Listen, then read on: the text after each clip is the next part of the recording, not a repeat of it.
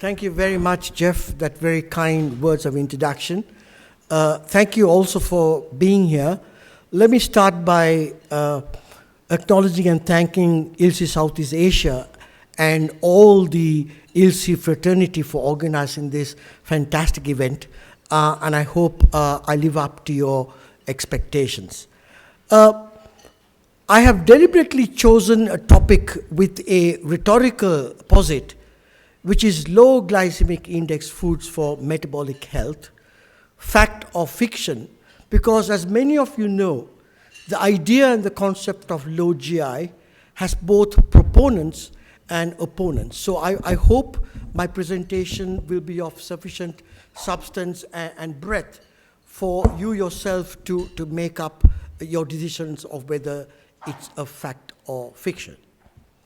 So these are my declarations or disclosures. I have faculty positions within the university and ASTA, and I have no particular reason to declare anything that has got direct impact on what I'm going to be speaking on.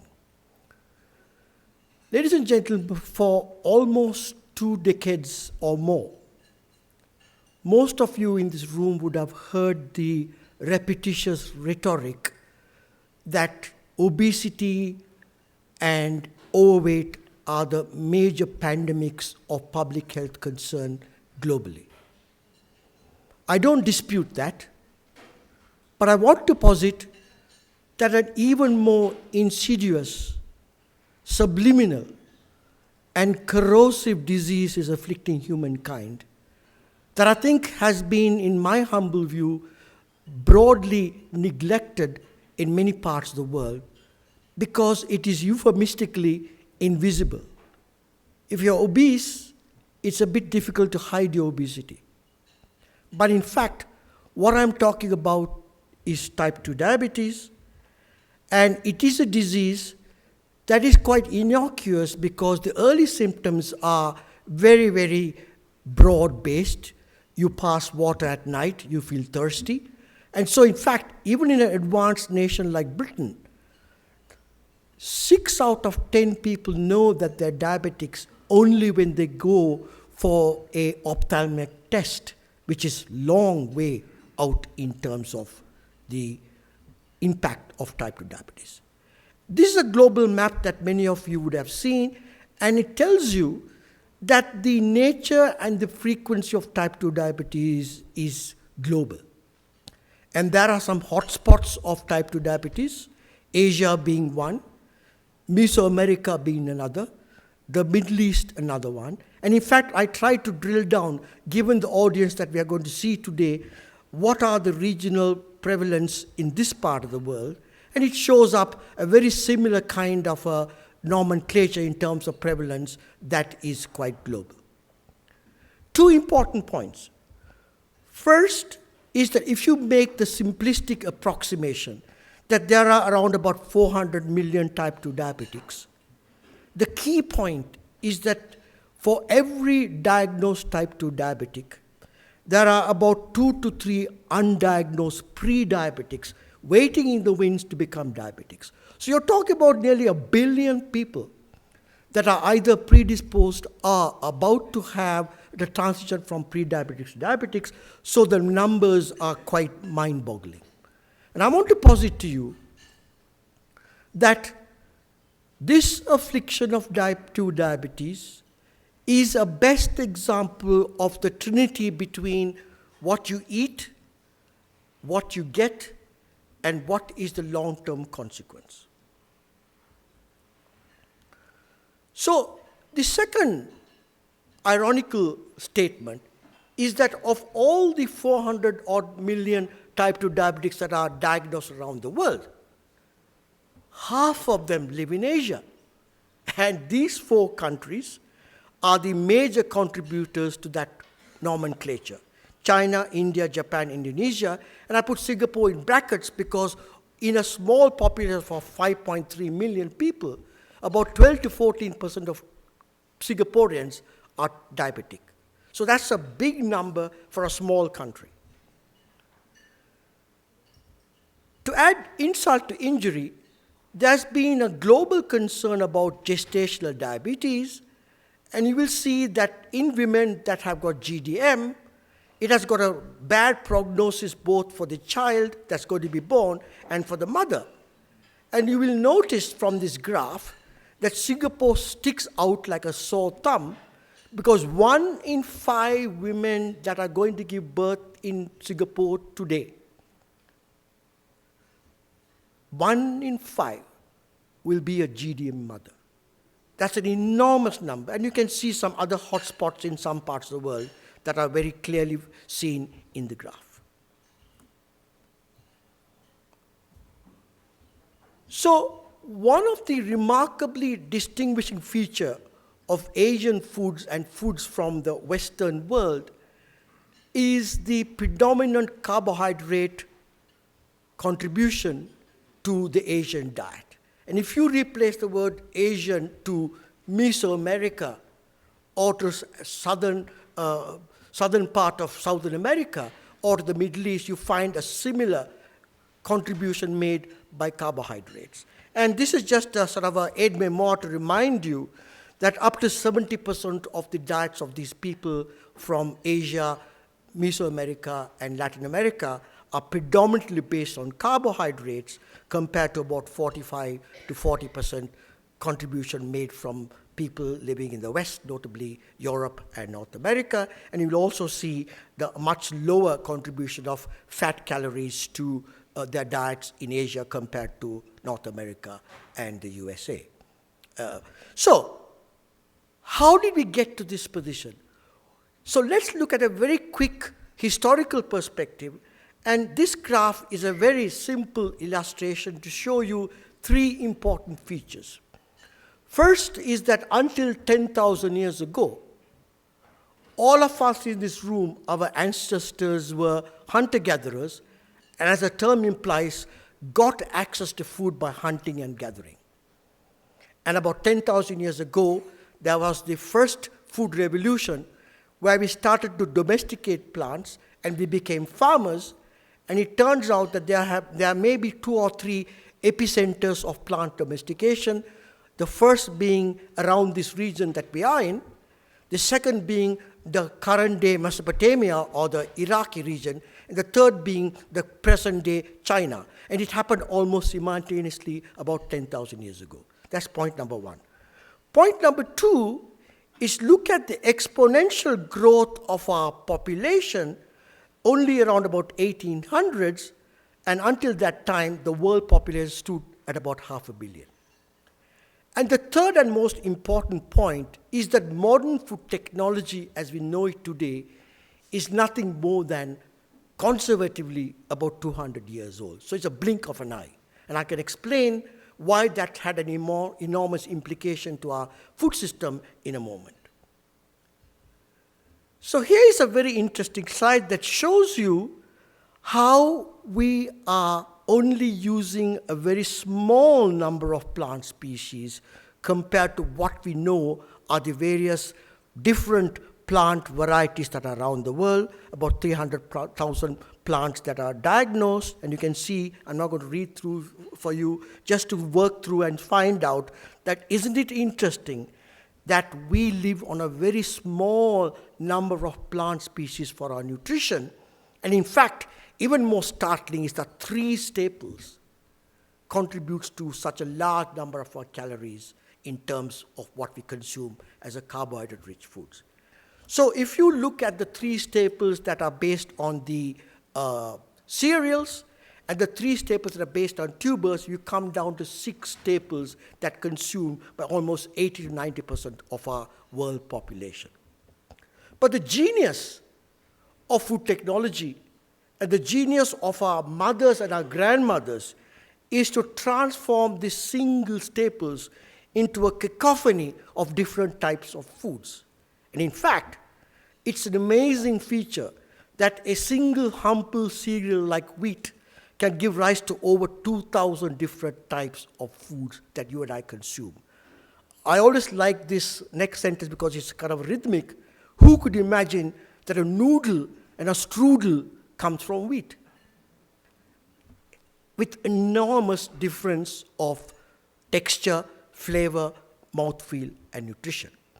And the reason why wheat is such a genius of a staple is because it's one of the few staples that's got gluten, it's got viscoelasticity, so it can be made into a dough that has got enormous different ways of structuring and of configuration. And in fact, you would know coming from Asia, some of you in the audience, that rice is also a pretty good front runner. It can also give rise to over 1,000 different types of foods. And of course, corn is not so far behind, and you can see that it also can produce up to 500, 600 different types of food. So that's for these normal staples that we talk about. Staples being defined as a food source that contributes a large component of your energy needs. And in fact, it becomes even more startling to realize that 8 major crops really make up 70 to 60, 80% of the foods that you buy from a supermarket, just by mixing these 8 different crops. Isn't it amazing? So I want to say that the food technologists and the scientists in the room are the modern alchemists who try to turn base metals into gold. But what the technology has done today is to transform these humble grasses, not the noble gases, but the noble grasses, into variety of food. So they are the modern day alchemists. And if you go to a well-stocked supermarket in North America or Europe, you are confronted with over 45,000 different types of food. And remember that they predominantly come from no more than 8 to 9 of the crops I showed you. And I think that's a very important number to bear in mind. To summarize this feature, the transition from hunter-gatherer to modern food technology has given rise to reduction in the number of plant species that we use, highly refined processing that has led to the loss of vitamins and minerals and the production of high glycemic index foods, large food variety that predisposes to overconsumption, and of course, soft food, we know, also purports overconsumption. So what I'm trying to point out to you is that by accident or by choice, we are now confronted with a situation where foods that we consumed are largely confined to high GI, low nutrient density, and also highly susceptible to overconsumption. This is a simple cartoon to remind ourselves that the science of nutrition, I have attributed it to the father of the vitamin discoverer, Christian Eichmann, who was working in the present-day Indonesia, and he won the Nobel Prize, as you know, in 1890. So really, the science of nutrition was born a little over 100 years ago. So we are a very, very new science, but we have enormous impact to contribute and have contributed in the years gone by. And you will notice something remarkable, that in the early days of food, it was simply about survival. No more, no less. And then we talked through the understanding of diet related to disease from the Greco-Roman Empire, and we now move through the transition from the early discovery of vitamins, which predisposed food and nutrition as a therapeutic science. You lacked scurvy, you lacked vitamin C, you got scurvy. You lacked vitamin B, you got beriberi. So therefore, the important transition happened around about the 1960s, where therapeutic nutrition became preventive nutrition, where we said, the food that you eat today could have an effect on your health tomorrow and beyond. And I think this transition from therapeutic nutrition to preventive nutrition has made an enormous impact on the science and the philosophy and the public health paradigm of nutrition. So carrying on that theme, isn't it amazing that almost 70% of all chronic diseases can be attributed partly or wholly to the diet that we consume? And so the question that we can ask is, can diet be the new medicine? And I've already mentioned to you the transition from therapy to preventive nutrition has made an important fact. So we all know as scientists that there are three major macronutrients: proteins, fats, and carbohydrates. And as early as 1919, early as 1919, Osborn and Mendel, working in the States, showed that the amino acid composite of protein made a big difference in the quality of protein. So 100 years ago, we knew that protein quality had an impact based on the amino acid patterns and the levels of digestibility. Burr and Burr, working in Minnesota, showed the importance of fatty acids. And interestingly, it was only in 1981 that Tom Wollover and Jenkins, working in Toronto, showed eloquently that the carbohydrates that we consume have both a qualitative and quantitative difference with the way in which it is metabolized and digested. And that gave rise to the concept of glycemic index. So what is glycemic index? Just to remind ourselves as the aide-memoire, it's a way of ranking foods into low, medium, and high, and it allows us to be able to have a taxonomy of ways of saying low GI simply means the incremental area under the curve is very small and blunted. I'll talk to you about that in a moment.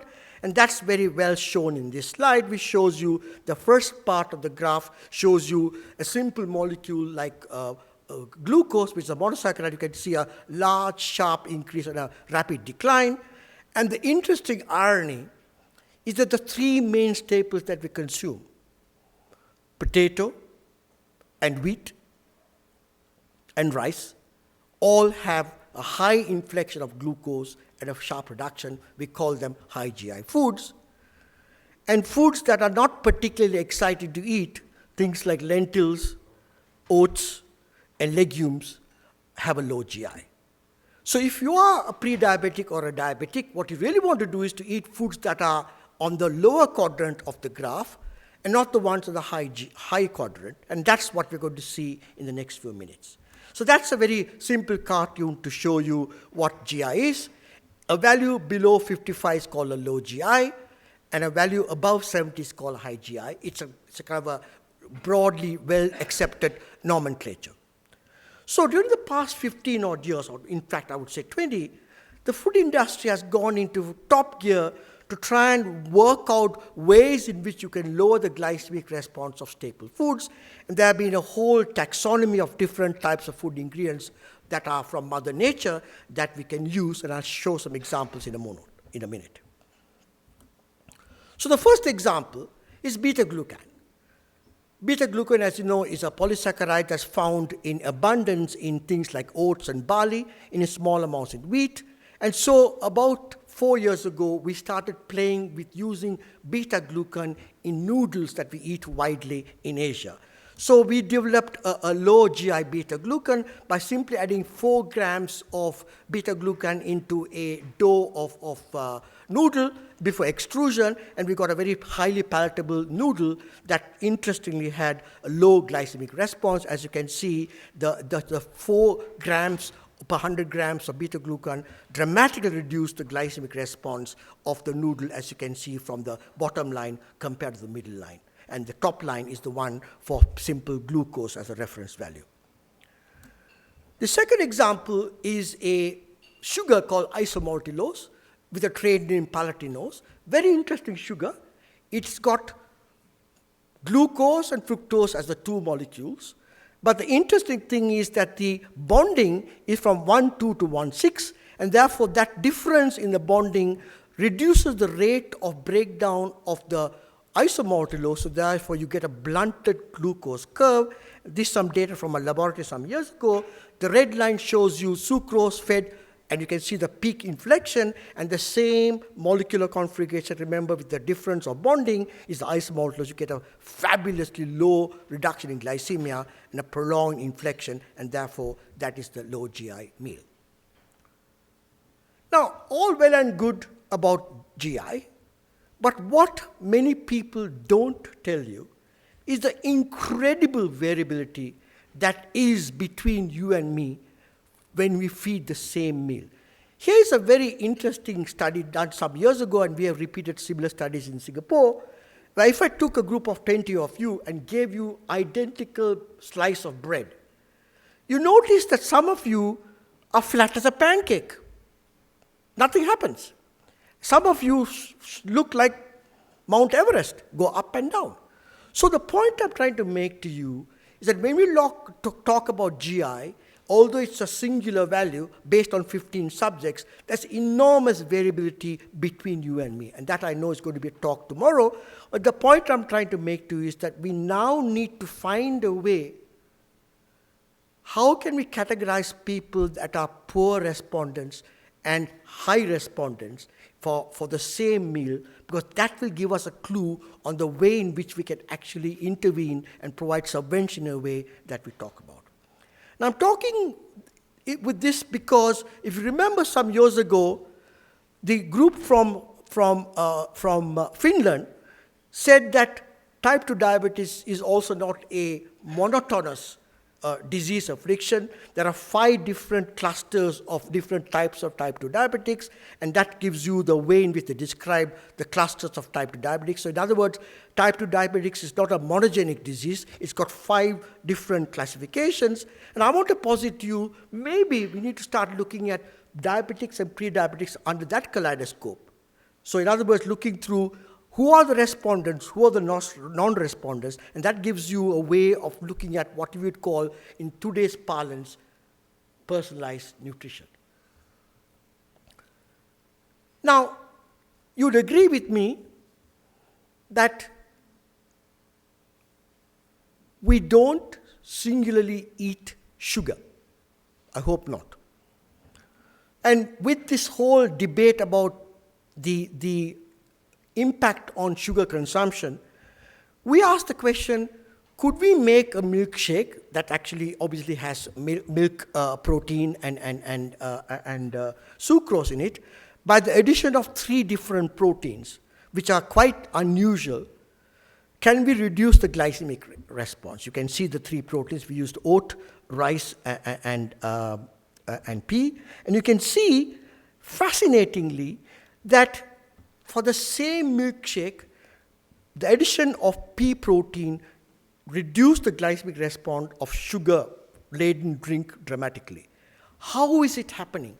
It turns out that of all the proteins, plant-based proteins, particularly those that are deficient in methionine, it's a kind of oxymoron, have the best ability to promote insulin secretion. So they're acting like insulotropes. And therefore, when you have an insulotrope co-ingested with sucrose, the sucrose glycemia comes down. So for the past 8 to 10 years, since my time I was in England, I've been working with the continuous glucose monitor, not the one from Abbott, rather sadly. This is the one from Medtronic, which is a remarkable machine that's the size of a small coin that just goes into the underneath of your skin, and it measures your interstitial glucose, not your plasma glucose, but the interstitial, which is the fluid between the cells.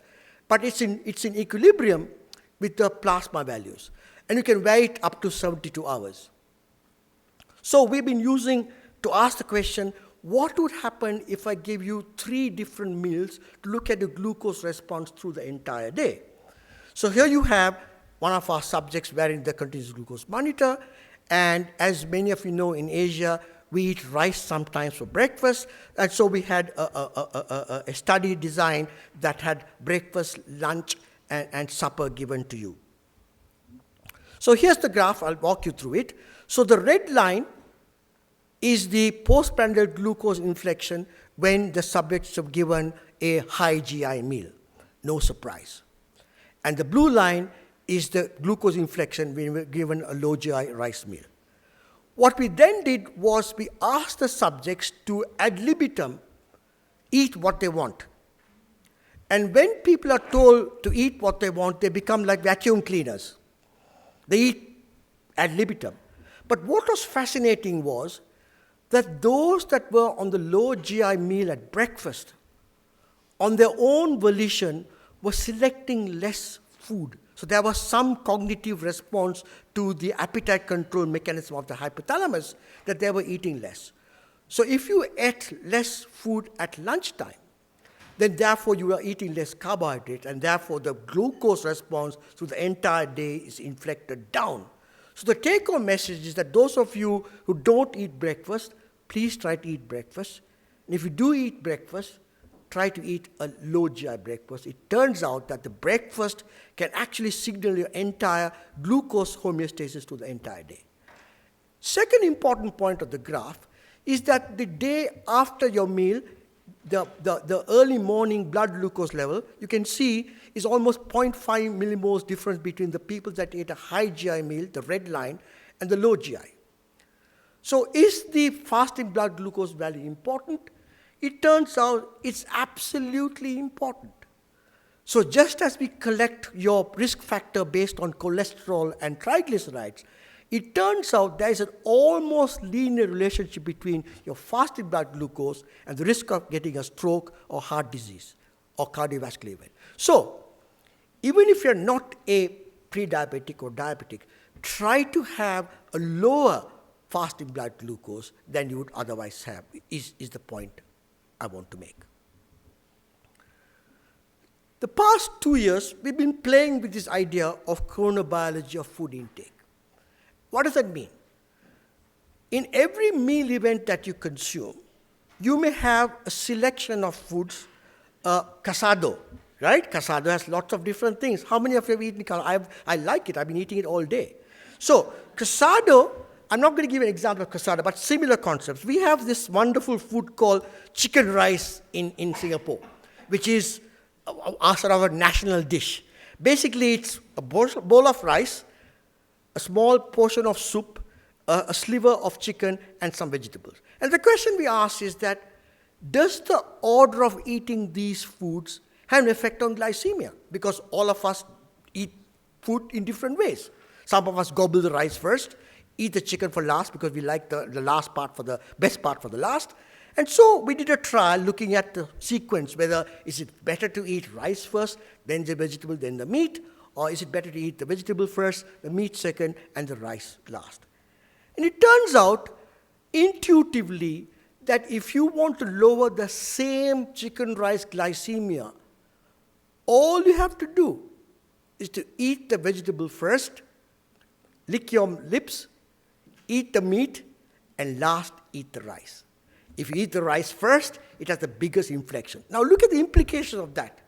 What you're telling people is that it doesn't matter whether you like to eat casado all day, but the casado sequence of eating may be more important than eating the meal by itself without any order. And I think that's a very important point.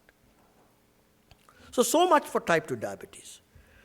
So one of the interesting posits that I want to share with you is that the nature of obesity that we are seeing in Asia and in Latin America and Mesoamerica may be quite different to what we're seeing in the West. It's a contentious proposition, but I want to substantiate with some data.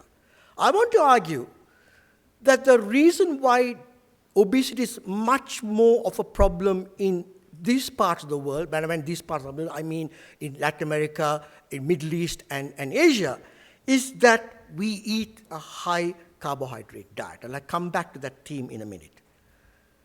So the question that we are all going to ask in this audience is, why do we need to do research amongst other ethnic groups when we have wonderful data from Europe and North America?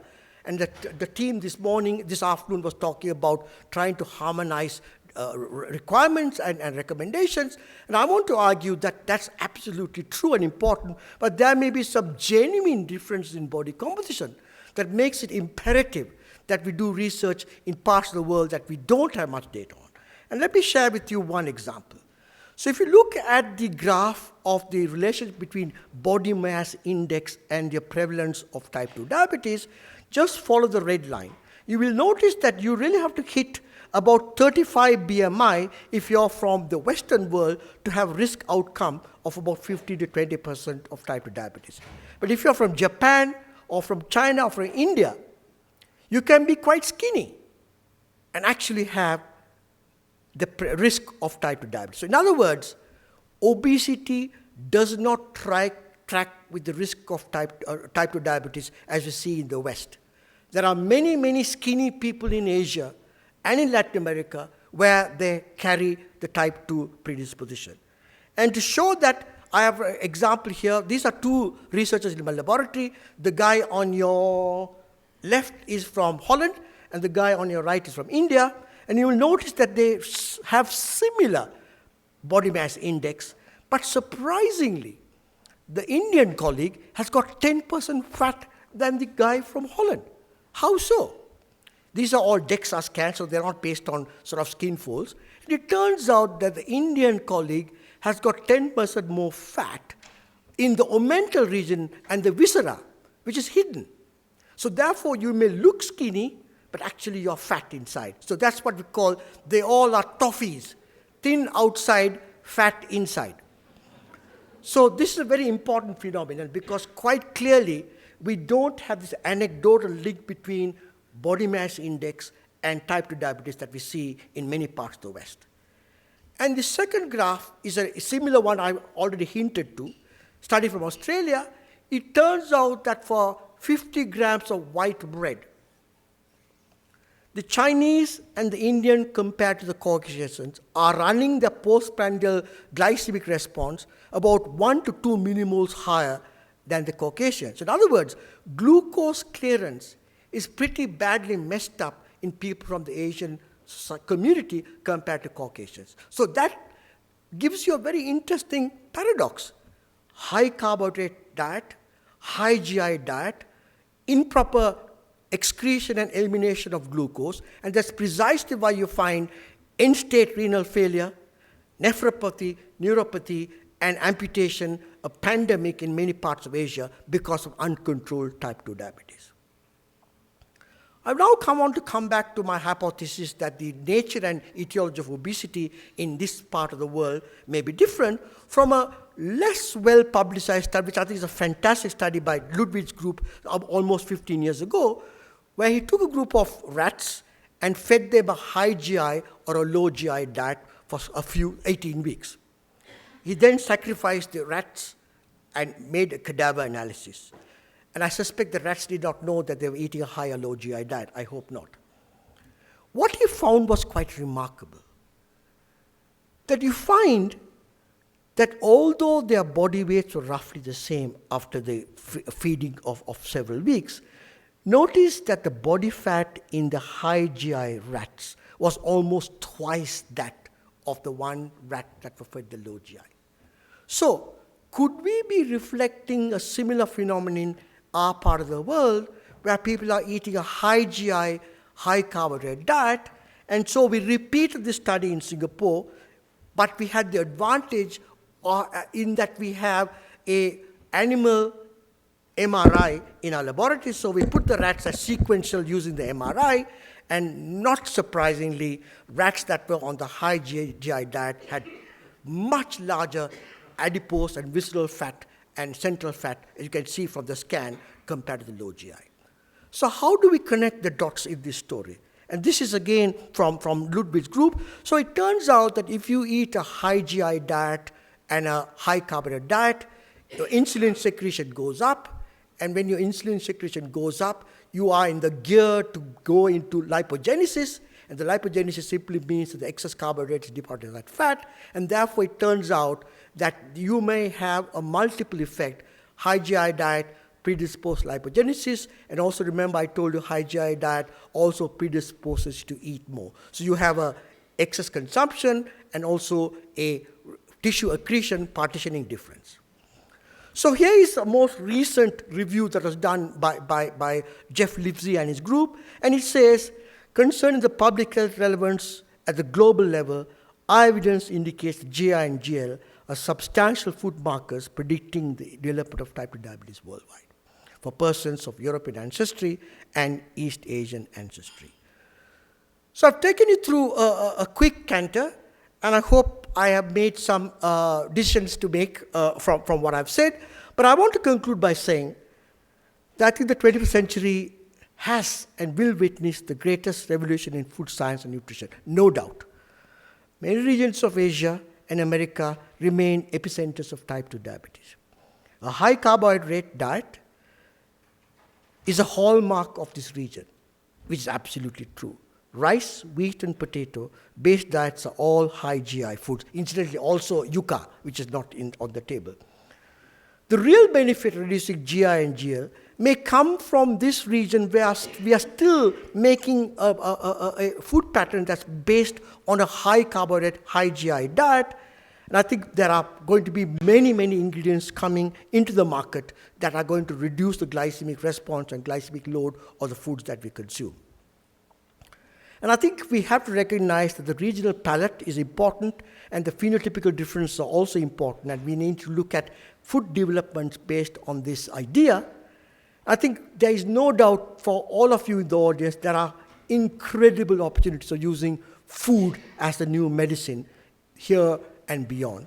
And I also want to urge and thank ILSI for really trying to forge much more close North-South and South-South dialogue, because none of these problems can ever be solved in a singular way without collaboration. Collaboration is the way forward and must be the way forward for making some of the inroads that we are looking at. And I think the future challenge is to engage private-public partnership in a way that will shape the destiny of nutrition and our lives. And I think we have to also look at now evidence-based science that will enable food to become the new medicine. And I want to really sort of take a leaf from the Japanese. The Japanese may have got it all right.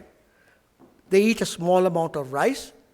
They have a small piece of tofu. They eat a bowl of soup, miso soup, everything that we talked about. So maybe we need to eat small portions in a particular sequence, and above all, think that food is the new medicine. And I want to end by saying, Frank Hu's appendage slightly altered.